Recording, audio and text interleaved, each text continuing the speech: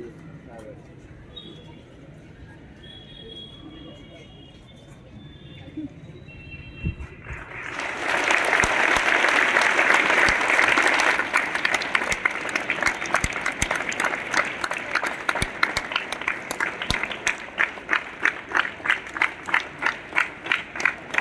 Hind to all.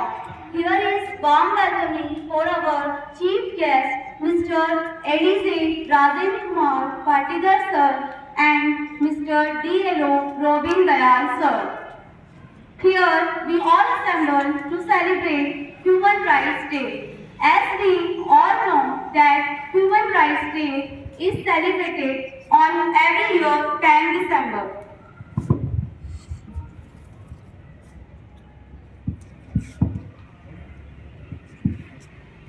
Here I want to say something on Human Rights Day. Today we commemorate Human Rights Day. We remember the adoption and respect together. We can build a brighter future for all. Happy Human Rights Day. Thank you.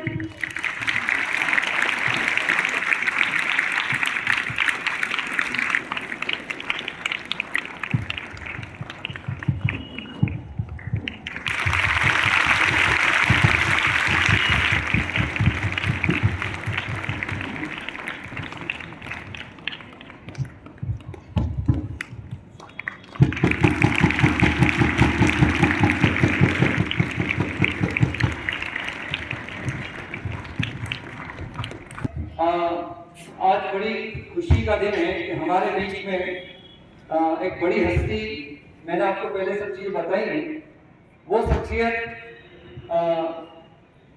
Rajendra Kumar sir Patna से आए हैं और वो हमें आज वो चीज़ से रूबरू कराएंगे जो हमारे राइट्स हैं।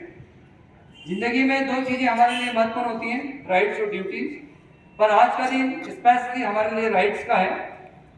10 दिसंबर को इसको बनाया जाता है, तो आई होप मैं सर से रिक्वेस्ट करूंगा कि प्लीज माइक पर आके हमें अपने आशीर्वाद शब्दों से नवाजें।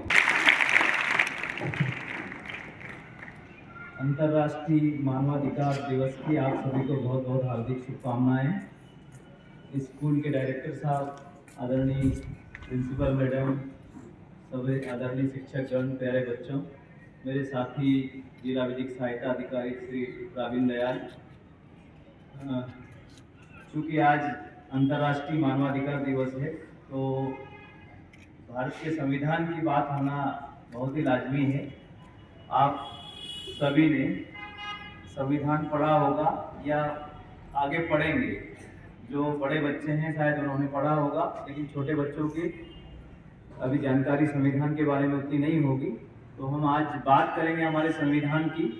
अंग्रेजों के बनाए हुए प्रभावशील थे, लेकिन जब देश आज़ाद हुआ था तो जो भी अंग्रेजों के बनाए हुए कानून थे वो हमारे भारतीयों के जीवन के लिए बहुत अच्छे नहीं थे, क्योंकि उसमें गुलामी की बू आ रही थी। तो देश को चलाने के लिए हमारे देश के जितने भी विद्वान प्रबुद्ध लोग थे, उन्होंने संसार के जितने भी संविधान थे उन सारे संविधानों का अध्ययन किया, एक कमेटी बनाई।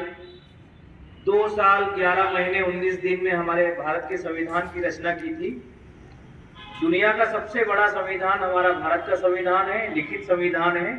उसमें दुनिया के जितने भी संविधान हैं उनकी अच्छी अच्छी बातें जो भी थी वो हमारे देश के संविधान में उसको सारगर्भित किया गया है। जब बात आती है मानवाधिकार की, तो हम बात करेंगे मानवाधिकार क्या होता है।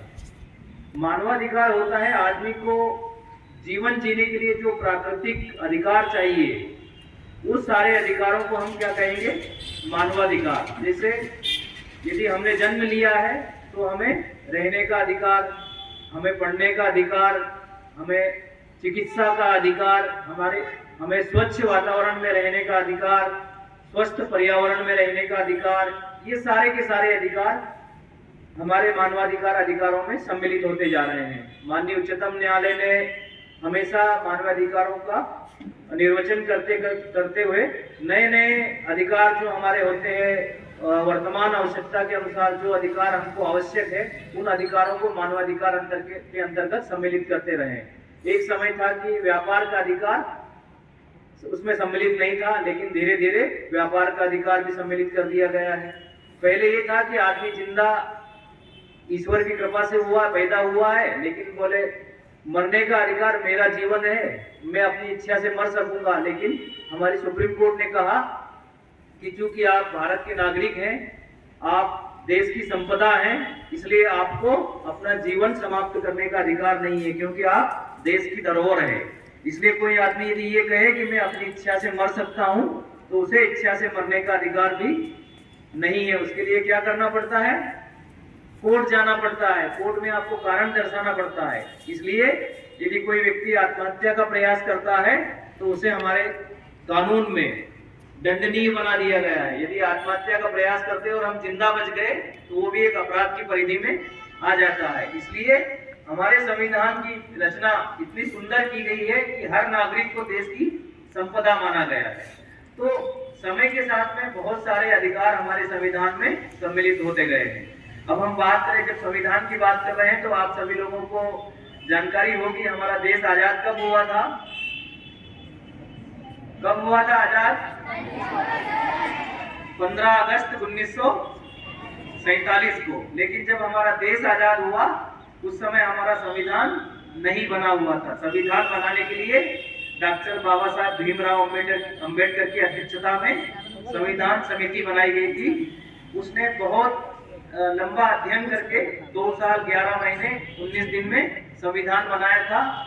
उसमें नागरिकता से संबंधित, चूंकि उस समय हमारा देश विभाजित हुआ था, एक भारत बना था, दूसरा पाकिस्तान बना था, तो उस समय कौन व्यक्ति पाकिस्तान गया है, कौन भारत रहा है, उनकी नागरिकता कैसे निर्धारित होगी, ये प्रावधान बहुत जल्दी शीघ्रता से लागू कर दिए थे। 26 वैसे हमारा संविधान कब लागू हुआ था? 26 जनवरी 1950 को। लेकिन नागरिकता से संबंधित प्रावधान कुछ और थोड़े बहुत प्रावधान है जो 26 नवंबर 1949 को ही प्रभावशील कर दिए गए थे। तो मूल रूप से यदि हम पूरे संविधान की बात करें तो हमारा संविधान 26 जनवरी 1950 को लागू हुआ था। हमारे संविधान की प्रस्तावना बनी हुई है। शायद आप लोगों ने जब भी संविधान पढ़े तो जैसे ही आप संविधान की बुक को खोलेंगे उसके अंदर सबसे पहले आएगी संविधान की प्रस्तावना। हमारे संविधान में जो प्रस्तावना बनी है उसमें 3 शब्दों का बहुत अच्छा उच्चारण किया गया, जिसमें कहा गया है सामाजिक, आर्थिक और राजनीतिक न्याय की बात की गई है कि प्रत्येक व्यक्ति को कौन कौन से न्याय मिलना चाहिए? समाज में न्याय मिलना चाहिए, आर्थिक क्षेत्र में न्याय मिलना चाहिए और राजनीतिक क्षेत्र में। अब हम बात करेंगे समाज में हम न्याय की बात कैसे करेंगे? तो समाज में आपने देखा होगा भेदभाव होता है, जातिगत भेदभाव होता है आप लोगों ने सुना होगा हमेशा। तो ये जातिगत भेदभाव समाप्त करने की बात संविधान में की गई है, इसीलिए उसके अनुसार कानून बनाया गया है। आपने देखा अनुसूचित जाति जनजाति अत्याचार निवारण अधिनियम 1989 बनाया गया है कि जो हमारे यहाँ छुआछूत की प्रथा थी पुराने भारत में, लोग जाति के आधार पे ये उच्च जाति के हैं, ये निम्न जाति के हैं, ऐसा मानते थे, आज भी मानते हैं। अनेक जगह ऐसी घटनाएं होती है। तो उसके लिए जब हमारे यहाँ सामाजिक न्याय की बात की गई तो उससे संबंधित कानून बनाए गए कि यदि किसी व्यक्ति के साथ में जातिगत आधार पर भेदभाव किया जाएगा तो अपराध की परिधि में आएगा। ऐसे व्यक्ति के खिलाफ प्रथम सूचना रिपोर्ट दर्ज की जाएगी, पुलिस उसको गिरफ्तार करेगी, कोर्ट में केस पेश किया जाएगा और यदि ये पाया जाता है कि उस व्यक्ति के साथ में जातिगत आधार पर कोई अपराध किया गया, भेदभाव किया गया, तो इसे भेदभाव करने वाले व्यक्ति को, अपराध करने वाले व्यक्ति को सजा से दंडित किया जाएगा। सामान्य जैसे 1 साल तक की सजा से लेकर आजीवन कारावास तक की सजा का प्रावधान किया गया है। मान लीजिए किसी अनुसूचित जाति जनजाति के सदस्य के साथ में जाति के आधार पर गाली गलौज की जाती है, किसी होटल में, किसी स्कूल में, किसी भी दुकान में या किसी भी सार्वजनिक संस्थान में उसके साथ जातिगत आधार पर भेदभाव किया जाता है तो उसे अपराध की परिधि में रखा गया है। ऐसे ही मान लीजिए किसी अनुसूचित जाति जनजाति के सदस्य की हत्या कर दी जाती है तो वो बहुत गंभीर अपराध माना जाता है, उसमें आजीवन कारावास तक की सजा का प्रावधान किया गया है। तो इसलिए सामाजिक न्याय। अब आर्थिक न्याय की बात करते हैं तो आर्थिक न्याय में आपने देखा होगा कि जिसके पास ज्यादा संपत्ति होती है उससे उतना ज्यादा टैक्स लिया जाता है। इनकम टैक्स जो ज्यादा कमाई करता है उससे उसी मात्रा में इनकम टैक्स लिया जाता है, जो कम कमाई करता है उससे कम मात्रा में इनकम टैक्स लिया जाता है, और जो 5 लाख रुपए तक जिसकी आय है उससे कोई इनकम टैक्स नहीं लिया जा रहा है। तो ऐसे कैसे अनेक तरह के टैक्स लगाए हैं। संपत्ति भी आपको कितनी रखना है ये भी सरकार ने तय कर दिया। एक समय था जब सीरीज एक्ट है कि हर आदमी की ये सीमा निर्धारित कर दी गई थी कि वो कितनी संपत्ति इकट्ठी करेगा, क्योंकि हमारा देश लोकतांत्रिक देश है, तो हमारे देश में एक समानता का वातावरण होना चाहिए। ऐसा नहीं कि एक आदमी बहुत संपन्न होता चला जाए, सारी संपत्ति उसी के पास केंद्रित हो जाए। इसलिए संपत्ति सभी के पास रहे, एक आदमी के पास केंद्रित नहीं हो, इसलिए सामाजिक आर्थिक न्याय की भी बात की गई है। अब राजनीतिक न्याय की बात आ रही है। पहले हमने सुना होगा कि प्रभावशाली लोग चुनाव में लड़ते हैं। हमारी पूरी देश किससे चलता है?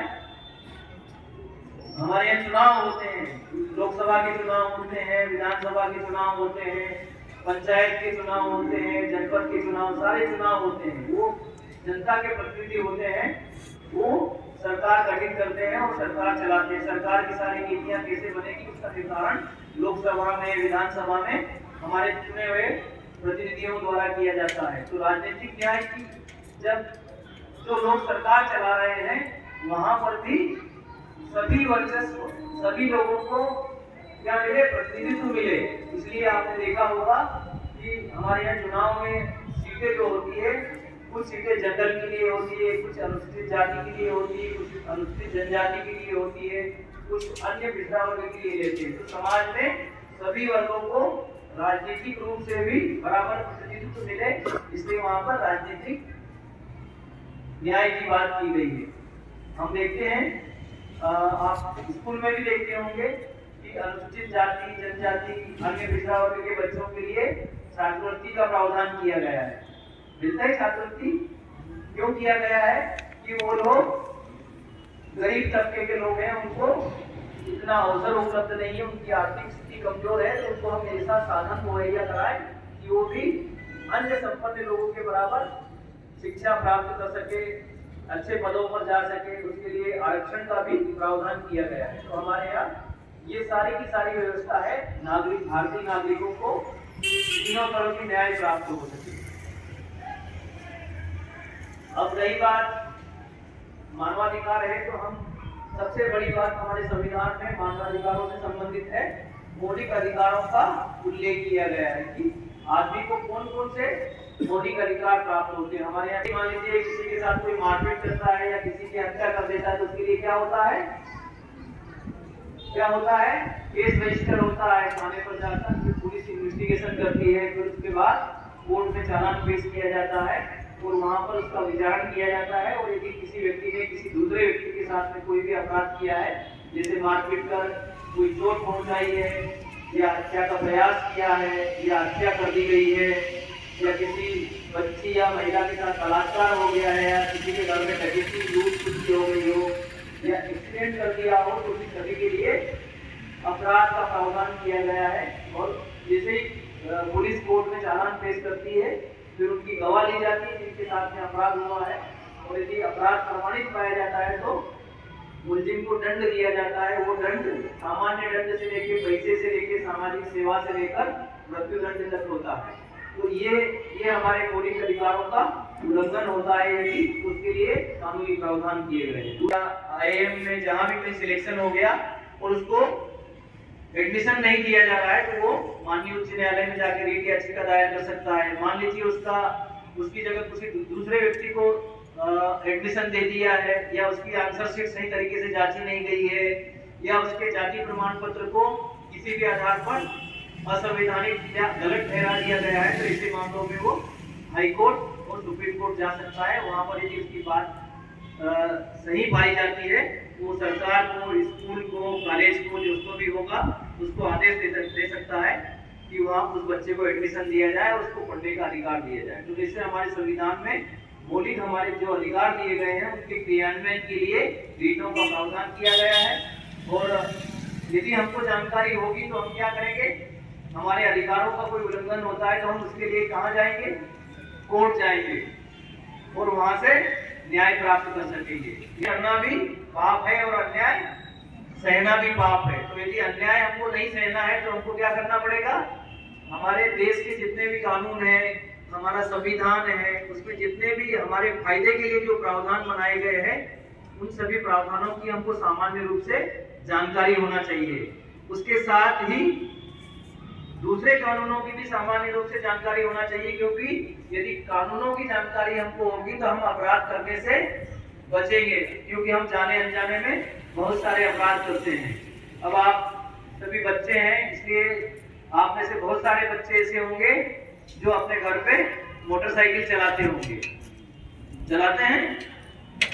अब बहुत सारे बच्चे ऐसे होंगे जिनके पास ड्राइविंग लाइसेंस नहीं होता, क्योंकि 18 साल से कम उम्र के बच्चों का गियर वाली मोटरसाइकिल चलाने के लिए ड्राइविंग लाइसेंस नहीं बनता है। यदि बनाना हो तो 16 से 18 साल के बच्चों का बिना गियर वाली मोटरसाइकिल की ड्राइविंग लाइसेंस बन जाता है। अब बहुत सारे बच्चे बिना ड्राइविंग लाइसेंस के या तो गियर वाली मोटरसाइकिल चलाते हैं या बिना गियर वाली मोटरसाइकिल चलाते हैं। उस समय जब हम मोटरसाइकिल चलाते हैं तो हम सामान्य रूप से इतना सोचते नहीं है कि बिना लाइसेंस के मोटरसाइकिल चलाने से कितना नुकसान है। ना हम सोचते हैं ना हमारे पेरेंट्स सोचते हैं। लेकिन दुर्भाग्य से यदि आपके हाथों किसी का एक्सीडेंट हो जाता है तो उस समय क्या होता है? आपके खिलाफ केस रजिस्टर होता है। तो उस समय आपसे पूछा जाता है कि आपके पास मोटरसाइकिल चलाने के लिए लाइसेंस है या नहीं है। फिर हमसे पूछा जाएगा तो हम कहेंगे नहीं है लाइसेंस, फिर हमारे खिलाफ एक केस बनेगा। उसके बाद में कानूनी कार्रवाई होगी, वो तो अलग बात है। लेकिन आजकल दूसरी बात हो गई है कि किसी व्यक्ति के साथ में यदि मान लीजिए एक्सीडेंट होता है, उसको कोई चोट आती है तो इलाज में बहुत सारा खर्च होता है, अस्पताल में लाखों रुपए का बिल बनता है। यदि मान लीजिए दुर्भाग्य से किसी का पैर टूट जाए, किसी का हाथ टूट जाए, आंख टूट जाए, तो उसमें तो और बहुत ज्यादा पैसा लगता है।